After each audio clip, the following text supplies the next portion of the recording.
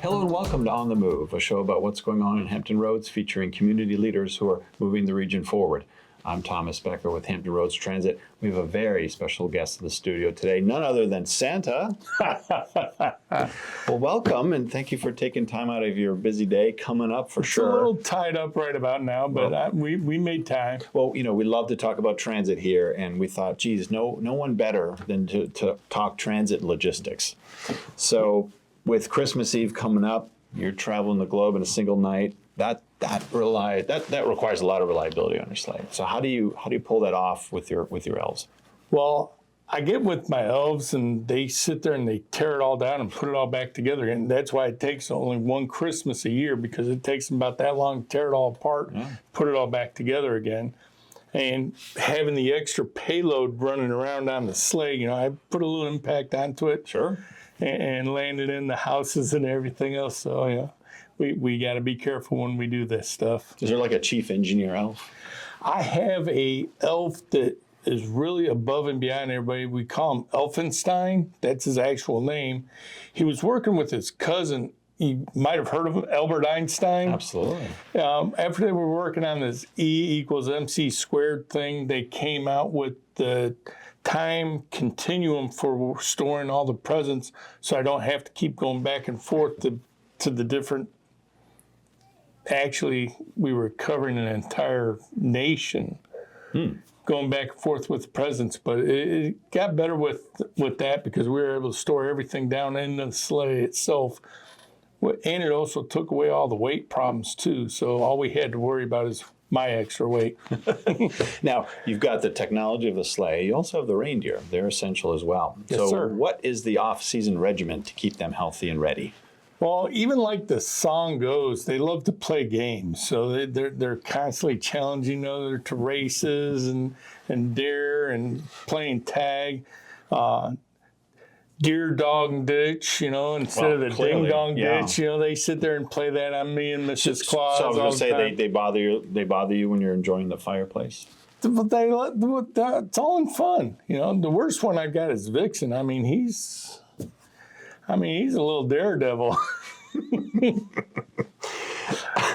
But seriously, they have fun, they're looked after, but is there a particular regiment that they need to get ready for the big night? They've got their qualifications that they have to keep up, and every one of the reindeer always have it. They're always above and beyond what they need to do. It goes into the jumping, the sudden stops and sudden takes offs. It's all a high protein diet from the elves and everything else to keep them in the trim, fit feeding that they need to have. Now let's fast forward to the big night. It's Christmas Eve. You're dealing with a staggering number of destinations and a tight deadline too. Our buses are one thing, but trying to run the sleigh is another. How do you pull that off?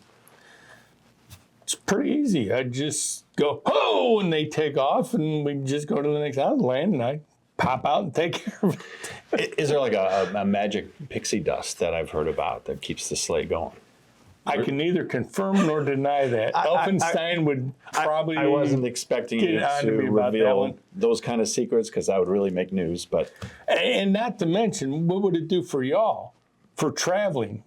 Somebody being able to walk into a certain little sleigh or something like that, and they go from the United States all the way to Germany. Yeah, I can't give away all my secrets. No, but that would be great for our microtransit because you can really get there in a zippy way.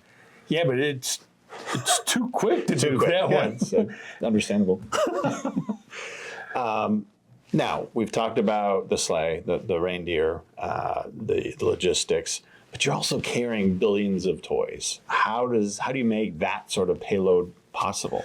Like I said, Elfenstein sat there and designed with Albert, his cousin, the time continuum. It's almost like putting everything underneath the back seat, and they actually have an area where the elves can sit back there and pass the stuff up, so they're constantly putting it up on the seat for me for the next stop. Okay, so a lot of planning ahead too. Right, and they sit there and they communicate with the reindeer themselves, sit there and say, okay, we're hitting this house, this house, this house, and they'll set the presents there. So I don't really have to worry about it. Even my bag is special because they don't really have to go into it to put stuff into it. They just put it like in the switch and it's there. Now, what about you after that big long night? Are you like a Cancun guy or Hawaii? I mean, you pass over these places that night. So where do you want to go back to and relax on the beach? The deserted islands. That's the best place to kick back because looking at all this in the Speedo just doesn't really fly that well. And lots of coconuts to eat and all that too. So. Yes, sir. Well, Santa, thank you for peeling back, if you will, a little bit of detail of the big night. I was hoping we could get like some newsworthy stuff, but this was really fascinating. I don't expect you to reveal any secrets, so thank you. I gotta get it because if I don't, the elves will get me. Well, it sounds like a highly engineered operation, and we appreciate a little bit of insight on how it's done. So thank you. Yes, sir. This holiday season, be sure to look for our very own decorated vehicles. 1 light rail train and 2 buses will be adorned with our new Winter Wonderland motif. And if you're attending the Grand Illumination Parade to see Santa himself, look for our buses in the parade. Thank you again, Santa. Yes, sir. And thank you for joining us for On the Move. We'll hope to see you again soon. Be sure to subscribe so you don't miss out.